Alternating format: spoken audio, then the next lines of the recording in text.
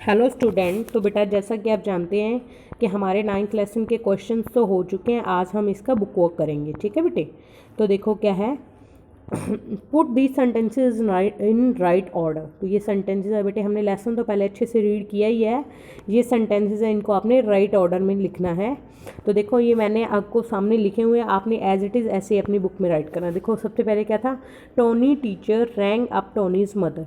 जो टोनी की टीचर थी उन्होंने क्या किया था, टोनी की मम्मा को क्या किया था, फ़ोन किया था। उसके बाद क्या था, Tony mother came to Tony school. उसके बाद टोनी की जो माती हैं, उसके बाद क्या हुआ था बेटे, the teacher told the mother about Tony's lie. तो उसकी टीचर ने क्या कहा, क्या बताया था टोनी की मदर को, टोनी के झूठों के बारे में बताया था। वो हर रोज़ झूठ बोलता था ना होमवर्क के लिए, उसके बारे में बताया था। उसके बाद क्या हुआ था बेटे, Tony had to hang his head in shame. तो टोनी ने क्या किया, हैंग लटका लिया, हिज हेड अपना सिर, इन शेम शर्म से अपना सिर झुका लिया। उसके बाद क्या हुआ था बेटे, the mother came back home. उसकी मम्मा घर वापस आ गई थी। उसके बाद क्या हुआ, she told Tony's dad all the story. उसके बाद उन्होंने क्या किया, टोनी के पापा को सारी स्टोरी बताई। उसके बाद क्या हुआ, Tony's dad was very angry. Tony के जो पापा थे वो क्या हुए, वॉज वेरी एंग्री, वो बहुत गुस्सा हुए। उसके बाद क्या हुआ, dad put Tony on restriction. Tony के पापा ने उसे रेस्ट्रिक्शंस पे रखा, यानी कि उसको कुछ रुकावटें थी कि वो बाहर खेलने नहीं जा सकता। उसके ऊपर कुछ रेस्ट्रिक्शंस लगा दी गई, ठीक है बेटे। तो इसी टाइप ये टोनी के बारे में ये लेसन था, और ये सेंटेंसेस मैंने आपको उसका राइट ऑर्डर बता दिया है।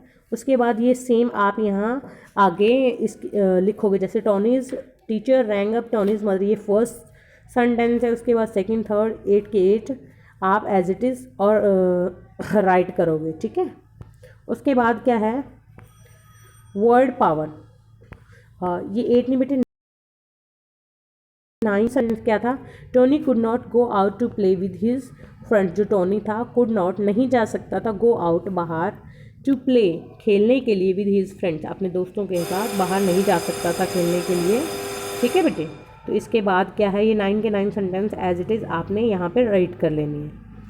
Choose from the box the correct word for each meaning. तो यहाँ आपने क्या करना है, इस बॉक्स में से हर एक वर्ड का चूज़ फ्रॉम द बॉक्स से हर एक वर्ड चूज़ करना है, the correct word for each meaning. हर एक मीनिंग के लिए जो एक्सप्लेनेशन उसकी दी गई है बेटे, वो कौन से मीनिंग के साथ मैच करता है वो आपने राइट करना है। देखो ये नीचे बॉक्स दिया हुआ है, इसमें से वर्ड बॉक्स में से।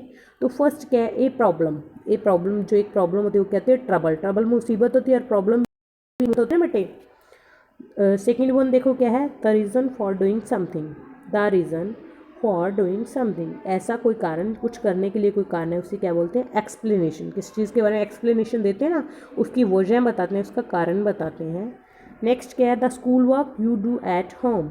जो स्कूल का काम जो आप घर पे करते हो क्या होता है बेटे, होमवर्क। जो स्कूल का काम घर पे करते हैं उसे क्या बोलते हैं बेटे, homework.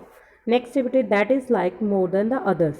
That is like more than the other, दूसरों से ज़्यादा, एक ऐसी चीज़ जिसको दूसरों चीज़ों से ज़्यादा हम पसंद करते हैं उसे क्या बोलते हैं, फेवरेट। क्या बोलते हैं, फेवरेट। देखो हम वेजिटेबल तो रोज़ खाते हैं, हम कहते हैं ना कि ये मेरी फेवरेट वेजिटेबल है, तो जो सबसे अच्छी होती है वो क्या होती है, फेवरेट। नेक्स्ट है, a pipe that carries away dirty water. एक pipe that carries away dirty water, जिसके अंदर कैरीज जाता है डर्टी वाटर, गंदा पानी जिसके अंदर जाता है, एक ऐसी पाइप, उसको क्या बोलते हैं बेटे, ड्रेन। ड्रेन क्या होता है, नाला। नेक्स्ट है, feeling of sadness for doing something wrong. Feeling of sadness, उदास होने की feeling, for doing something wrong. कई बार क्या होता है बेटे, हम कुछ गलत कर बैठते हैं तो उसकी जो फीलिंग होती है उसे क्या बोलते हैं, उस टाइम हम उदास होते हैं, उसकी उदासी की जो फीलिंग होती है उसको क्या बोलते हैं, शेम। जब हम कुछ गलत कर बैठते हैं तो उसमें हमें उस समय क्या होता है, शर्म आती है ना बेटे, तो शेम क्या होता है, शर्म। नेक्स्ट है, a flat board fixed on the wall for keeping things. एक फ्लैट बोर्ड के ऊपर, दीवार के ऊपर, फॉर कीपिंग थिंग्स, रखने के लिए। एक ऐसा बोर्ड जो फिक्स किया जाता है, पक्का एक जगह पे लगाया जाता है, ऑन द वॉल, दीवार के ऊपर, द कीपिंग थिंग्स, कुछ सामान रखने के लिए, उसे क्या बोलते हैं बेटे, शेल्फ। क्या बोलते हैं, शेल्फ। नेक्स्ट है, something that keeps you from doing something.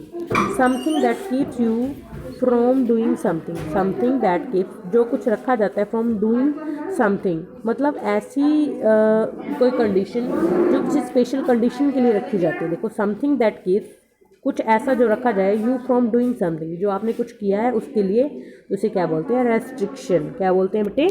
Restriction. तो ये बुक वर्क आपका आज तक इतना ही रहेगा, ये आप अच्छे से लर्न करोगे और राइट करोगे अपनी बुक के अंदर। Okay student, thank you and have a nice day.